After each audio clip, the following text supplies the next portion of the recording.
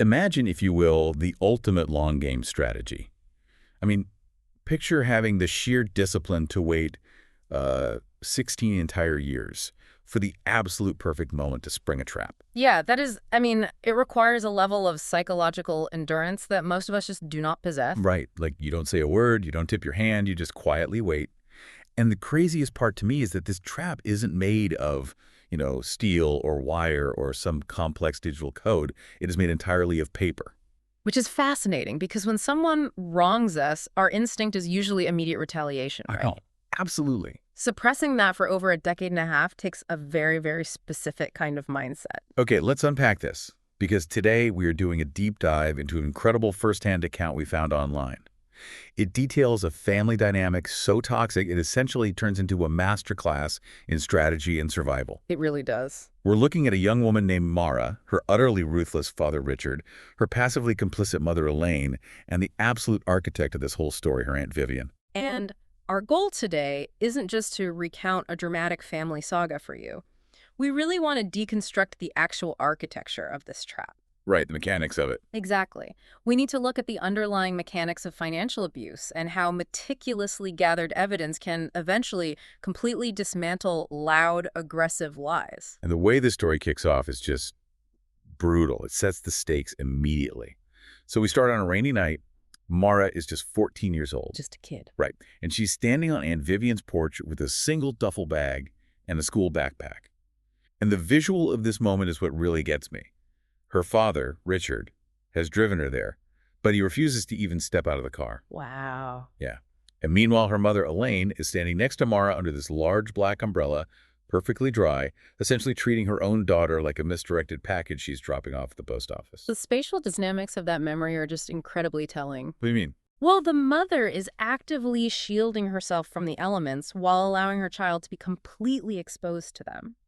It gives you the entire emotional ecosystem of that household in one single image. That is such a good point. It's so visually striking.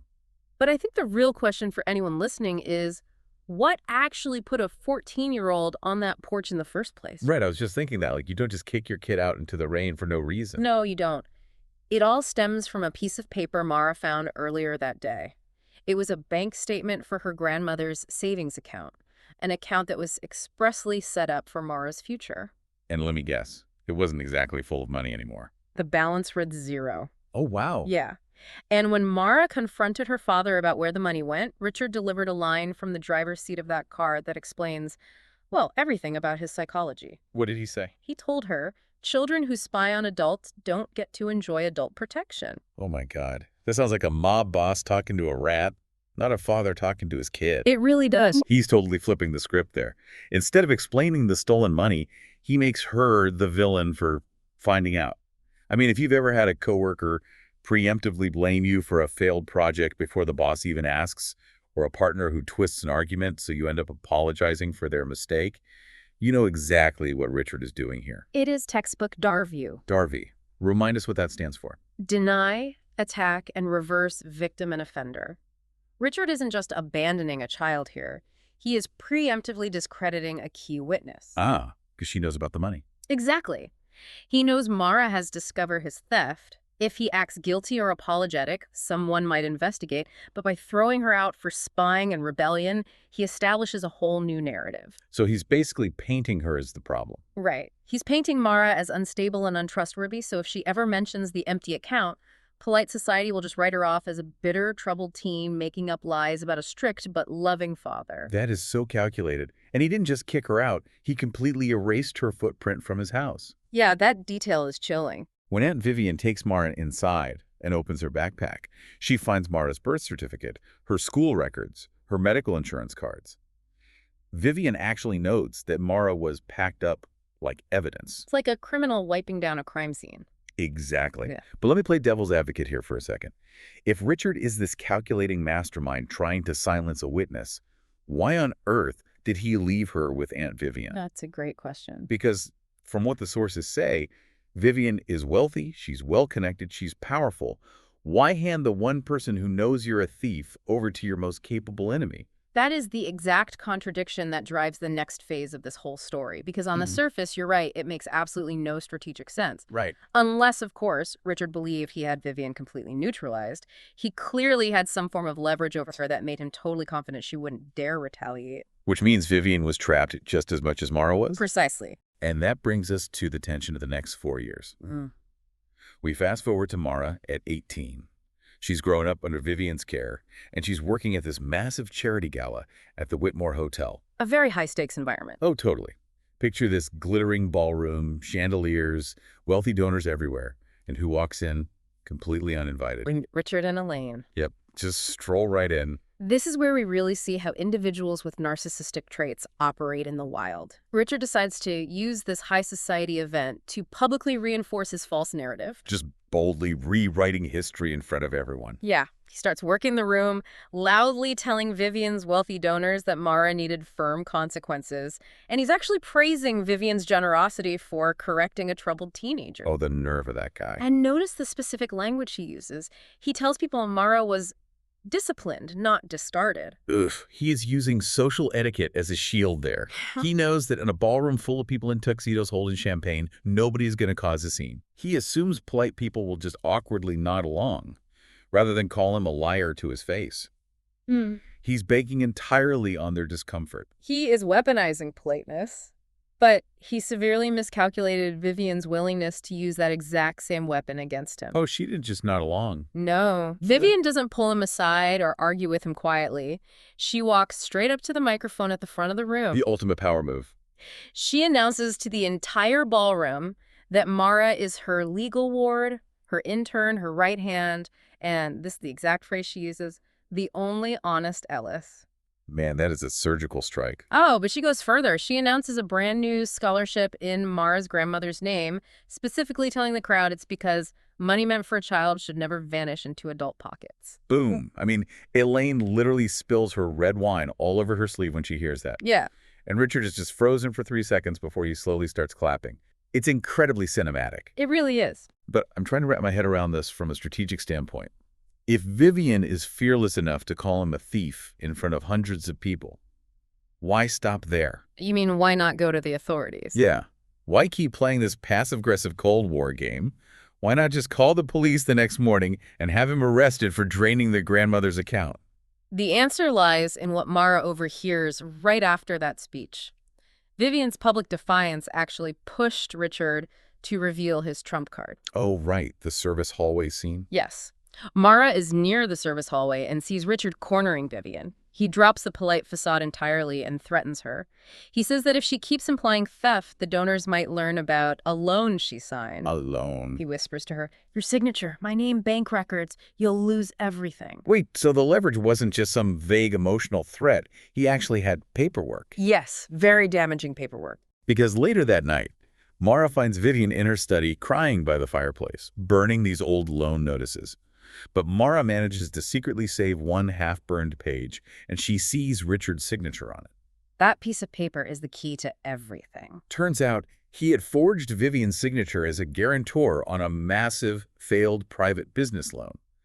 And he used the grandmother's money, the money he stole from Mara, to hide the payments for that fraudulent loan so Vivian wouldn't get alerted by the bank. What's fascinating here is that this is the very definition of how financial abusers turn paperwork into a hostage situation. A hostage situation, exactly. Richard created a scenario where exposing his theft of Mara's money meant exposing Vivian to financial ruin and criminal fraud charges. Because her forged signature was on the bad loan. Right.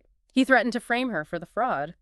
And worse, he threatened to drag Mara through family court, painting her as an unstable child manipulated by Vivian's money. So Vivian couldn't just tell the police. It would be her word against a literal mountain of forged bank documents bearing her name. She actually tells Mara that night, some truths need proof before they become truth. That is such a profound statement. It highlights the brutal reality of the legal system. Knowing you are a victim isn't enough. You have to be able to prove it against an opponent who has already rigged the game. It's so unfair. It is. Vivian had to choose the agonizing path of waiting. She had to systematically gather bulletproof evidence to untangle a knot that Richard had spent years tying. I want to focus on the how of that for a second, because it's like realizing a tornado is circling your house, and instead of just screaming or running blindly, you decide to build a bomb shelter brick by brick while the wind is just howling around you. That's a perfect analogy. How does a victim even do that safely? If Richard is watching her, how does she gather this evidence without triggering the trap? It requires extreme compartmentalization. You have to maintain the illusion of compliance. You smile at family gatherings. You don't send angry emails. This is playing the part. Exactly. But behind the scenes, you are doing intense forensic work. To prove a forgery from years ago, Vivian couldn't just say, "That's not my signature." Right, because that's just he said, she said. She had to gather exemplars, undisputed examples of her actual signature from that specific year to show a handwriting expert. She had to quietly request archived phone logs to prove she wasn't in the city when the loan was supposedly signed in person. Oh, wow, that is meticulous. Very. She had to trace the IP addresses of emails, and she had to store all of this physically and digitally in a place Richard could never access. It's the sheer discipline of not reacting, suppressing every single instinct to fight back immediately, just so you can ensure you actually survive the storm. Yep. And she spent 16 years building that bomb shelter. 16 years. Which brings us to the moment the doors finally close on Richard. This is where the long game finally pays off. So 16 years have passed. Aunt Vivian has, sadly, passed away. And we are in the conference room of her probate lawyer, Mr. Calder. Right. And in struts Richard, wearing this tailored gray suit, basically acting like he owns the place. He's treating the reading of Vivian's estate not as a mourning period, but as a hostile takeover. He is just so arrogant. And he brings a document with him, a codicil, which is essentially an amendment to a will. Right. And this supposed codicil, which he claims Vivian signed right before she died, magically grants him a massive cash distribution and, this is the important part, immediate access to Vivian's private archives. It was going after the evidence. Exactly. But Mara instantly spots the fatal medical flaw. She points out to everyone in the room that 3 weeks before Vivian died, the exact date on Richard's document, Vivian was completely unconscious in hospice. A pretty major oversight on his part. Yeah, and even before that, her hands were shaking so badly from medication, she couldn't even hold a water glass, let alone flawlessly sign a legal document. Richard's arrogance completely blinded him to the basic facts of her physical decline. And then comes the trap. Mr. Calder, the lawyer, stands up and physically turns the lock on the conference room door. Such a dramatic moment. He literally locks them in and says, "No one leaves until I explain why Mr. Ellis's paperwork cannot be real." Mara actually notes that the sound of that lock throws her straight back to the rainy night when she was 14. Only this time, the roles are completely reversed. She isn't the one being locked out in the cold. Richard is the one locked inside. So satisfying. Mara then opens a sealed cream envelope that Vivian left for her. Inside is a brass key and a handwritten note that just says, "When he comes for the papers, let him ask in front of witnesses." This raises an important question, right? Because from a legal perspective, this strategy is absolute genius. Vivian didn't just leave a box of evidence about an old 16-year-old crime. Right, she knew you'd try something. She anticipated his psychology perfectly. She knew Richard couldn't resist going after her private archives to ensure the old evidence was destroyed. So, by forcing him to submit a forged codicil to a licensed attorney in front of witnesses to get those archives. She made him commit a brand new crime. Exactly. Why is that distinction so crucial, though? Well, proving a 16-year-old financial fraud involving forged loan guarantees is incredibly messy. Statutes of limitations come into play. It requires forensic accounting, arguing over who knew what and when. It's a huge headache. It is. But submitting a forged will to a probate court? That is fraud upon the court. It is immediate, undeniable, and strictly prosecutable right now. Vivian used his present greed to guarantee his punishment for the past. His own need to control the narrative was his actual downfall. I mean, it's like a bank robber who got away with a heist. But 15 years later, he walks back into the exact same bank and asks the manager for the security tapes. It really is. If Richard had just stayed home, if he had just accepted he wasn't in the will, he might have been completely safe. But individuals like Richard cannot leave well enough alone. A loose end is a threat to their ego. They must have absolute control, and that compulsion is exactly what Vivian weaponized against him. So Mr. Calder takes them into the archive room. He puts on gloves, takes the brass key Mara has, and opens the cabinet. Inside are 6 labeled binders. The bomb shelter, fully stocked. Yep. It is the complete forensic history of Richard's crimes, perfectly categorized. Mr. Calder lays it all out on the table. He shows how the forgery of Vivian's name on the old loan was exposed. The angle of the V was wrong, the spacing was off, the pen pressure didn't match her real signatures from that year. Just undeniable proof. And for the new codicil, he pulls out security camera screenshots, proving Richard never even visited the hospice facility on the day he claimed Vivian signed the amendment. The false reality Richard spent 16 years constructing is just systematically dismantled page by page with empirical data. And Richard absolutely panics. The polite, tailored suit facade totally shatters. He physically lunges across the table for the folders. Security literally has to step in and grab him by the wrist. Wow. Papers are fluttering everywhere. It's total checkmate. And just to twist the knife, Mara pulls out that half-burned loan notice she saved from the fireplace when she was 14. Oh, that is poetic. It's sealed in a plastic sleeve. She slides it across the table to show him she knew the truth the entire time. That small piece of browned paper is such a profound symbol in this whole narrative. I mean, Richard spent years telling everyone Mara was unstable and unreliable, but she had the physical proof of her own sanity in her purse for 16 years. His gaslighting never actually worked on her. Never. I want to pivot here, though, because the aftermath gives us a really crucial look at the other side of this toxic dynamic. Elaine, the mother. Right, the enabler. Throughout all of this, she's been the passive observer under the umbrella. But after the will reading completely falls apart, she corners Mara in the hallway. She's crying, her makeup is streaked. She says, "I did what your father told me." The classic plea of the passive enabler. Yes, and Mara's response is just devastatingly clear. She tells her mother, "Fear explains silence. It doesn't erase 16 years of letting people call me unstable to protect a thief." That is a really powerful boundary. I think this highlights something so common in these dynamics. Passive enablers often try to claim the victim role the second the tyrant falls. They want forgiveness without any accountability. Here's where it gets really interesting psychologically. It's a vital distinction Mara is making. Understanding why someone failed you, because they were afraid or weak or financially dependent, does not absolve them of the damage that failure caused. Exactly. Elaine shows her own comfort and safety over her daughter's well-being for a decade and a half.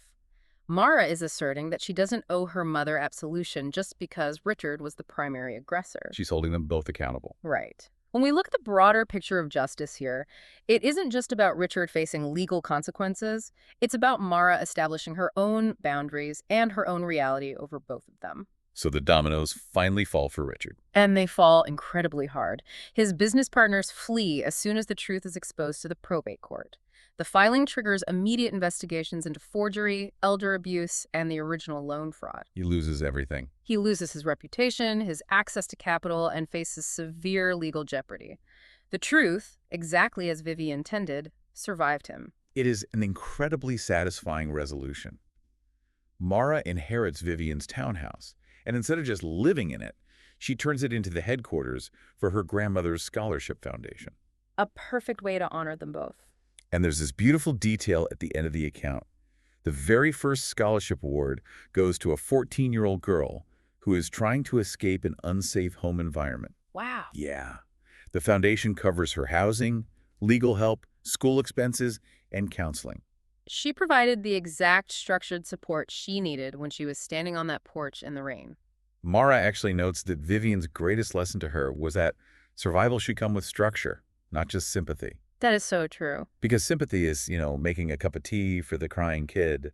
Structure is hiring a family attorney, securing their vital documents, and financially funding their escape. Structure is what actually protects people in the real world. Sympathy is comforting, sure, but paperwork and planning are what actually dismantle abuse. It really is. And that leaves us with something incredibly important to think about regarding our own lives. We just explored a story where ultimate justice hinged on saved paper, a burned loan notice, printed security screenshots, forensic handwriting analysis of ink pressure on a physical page. Real, tangible evidence. But I want you to think about your reality today. In our highly digital world where everything is an easily deleted text message, a vanishing photo, or a quick unrecorded phone call, what does paperwork actually look like for you? It's a lot harder to define now. If someone tried to rewrite your history tomorrow, in your workplace, in a relationship, or in your family, who holds the keys to your narrative? What proof are you quietly leaving behind to ensure the truth outlasts the loudest voice in the room? Think on that. Talk to you next time.